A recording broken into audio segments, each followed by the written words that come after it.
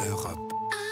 Europe 1. Vincent Hervouette, Emerson Mnangagwa sera intronisé tout à l'heure président de la transition Zimbabwe.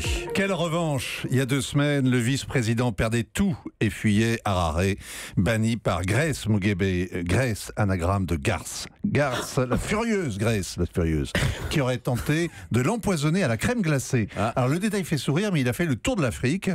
C'est les Borgias sous les tropiques.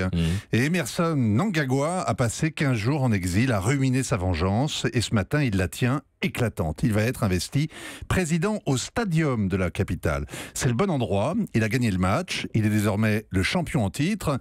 Et tous ses rivaux vont venir applaudir le crocodile. C'est son surnom. Mugabe viendra peut-être, mais pas sa femme. Le nouveau président n'est pas un nouveau venu. C'est le moins qu'on puisse dire. Hier, oui, non, Mnangagwa a imploré le peuple d'être patient et pacifique. Lui, ça fait 50 ans qu'il attend.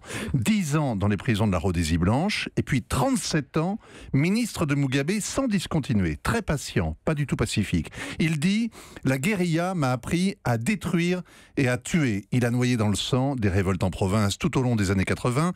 Il était ministre de la Sécurité. En 2000, il a lancé la chasse aux Blancs. En 2008, il a écrasé l'opposition qui avait gagné les élections. Et Amnesty parle de dizaines de milliers de morts et de disparus. Les morts africains font des statistiques vagues. Ministre de l'économie de Mugabe, Mnangagwa a ruiné le pays. Une inflation à 7,0 et 90% de chômage. Tout un peuple réduit à la débrouille. À côté, Maduro serrait mon bar.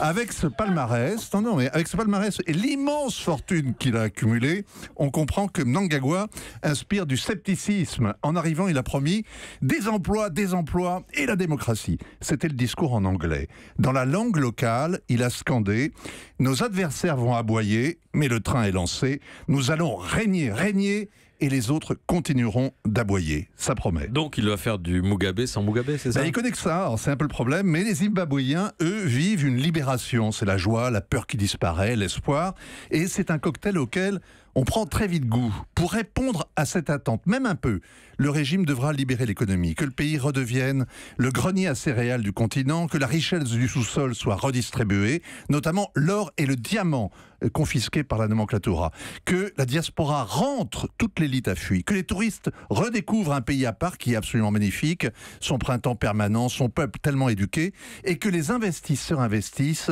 et pas seulement la Chine qu'on soupçonne d'être dans la coulisse et de tirer les ficelles. Merci Vincent Hervouette. Europe 1.